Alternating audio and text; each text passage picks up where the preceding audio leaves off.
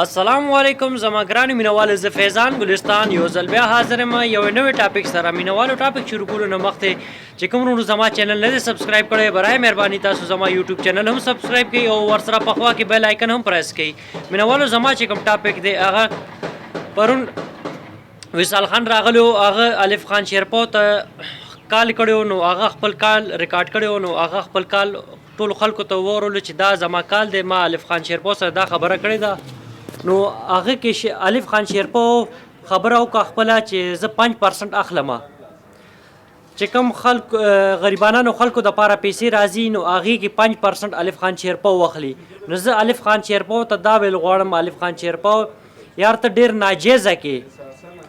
ولې چې کم پیسې غریبانانو دپاره راځي، کونډو دپاره راځي، یتیمانو دپاره راځي، ته په هغې کې 5% اخلي نو دا ته هغې سره ډېر غټ ظلم کې زیاتې کې یوه خبره، او بل ته د خپل ځان سره هم ظلم کې، ولې چې د یتیمانانو حق د کونډو حق خوراک چې کوم دی ډېره غټه ګناه ده، ته ډېر غټ ګناه کې یو خو خلکو سره مدد کې هغه خو بېله خبره ده، خو ته په دې کې 5% خورې، ستا خپل وایس او ستا خپل میسج او تا ویل زه 5% اخلم، نو دا ته ډېر ناجیزه کې، دا تاسې داسې نه دي کول پکار، ولې چې هغه د یتیمانانو د کونډو حق دی، ته د هغې حق مه خوره. او بله خبره زه تا ته دا کول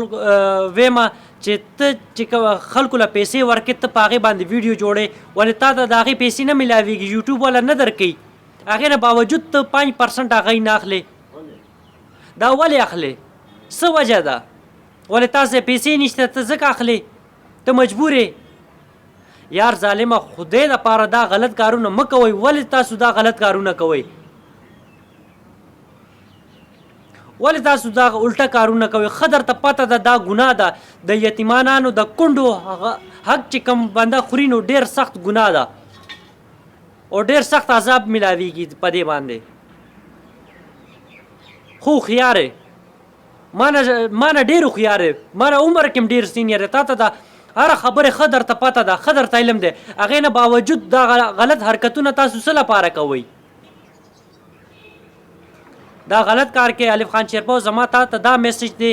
دا چې کوم ته خلکو نه 5% اخلي دا ته غلط کې ناجیزه کې، دا ډېره غټه ګناه ده، برای مهرباني ته دا غلط کار مه کوه چې څونه پیسې دله څوک درلیږي هغه ته پوره هغوی له ورکوه، په دې کې الله پاک هم خوشحاله به وي او ته به هم خوشحاله، زړه سکون به درته میلاویږي، ټینشن به درته هېڅ هم نه وي. دا چې کوم غلط پیسې خورئ تاسو غلط ناجایزې طریقې باندې، دا ډېره سخته ګناه ده او د دې چې کوم دی که نه الله پاک بیا ترې نه وباسي بندونه. زما دا میسج دی مینوالو چې زما ویډیوز تاسو خوښه شوي نو لایک یې کوئ، خپل کمنټ راته راولېږئ. اخره کې یو ځل بیا وایم چې کوم ورونو زما چینل نه دی سبسکرایب کړی نو زما چینل هم سبسکرایب کړئ او ورسره په خوا کې بیل آیکن هم پریس کړئ. والسلام.